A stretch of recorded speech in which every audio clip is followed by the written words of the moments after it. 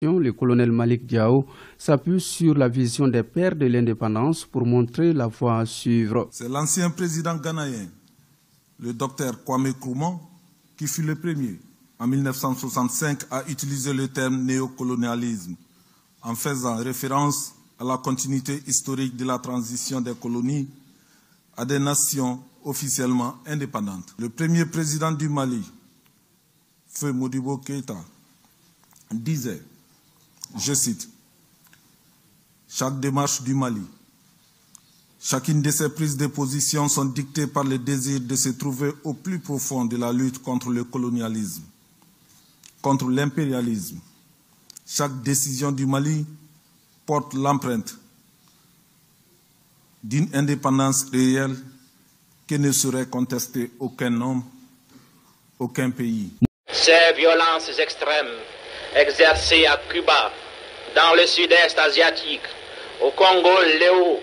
ces menaces peu honorables d'utilisation de la bombe atomique contre des peuples pacifiques,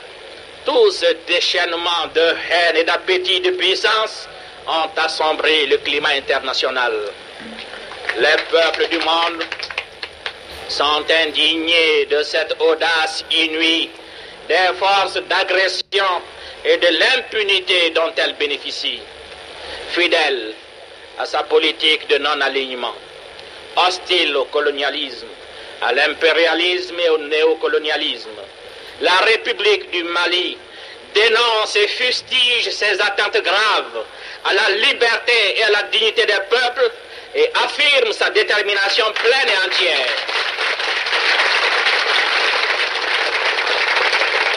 à prendre ses responsabilités,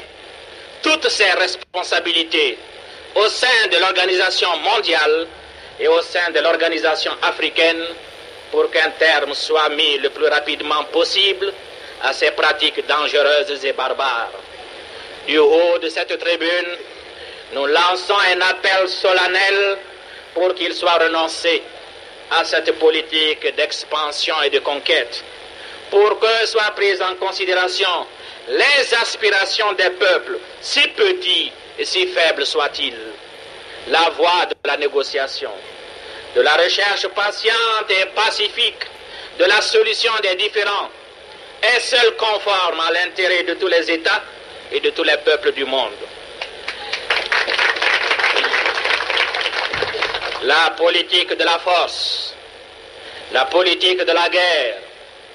qui ne profite qu'à des intérêts bien précis de certains groupes, cette politique-là a toujours abouti à la catastrophe pour ceux-là même qui la préconisent, car les peuples finissent toujours par triompher.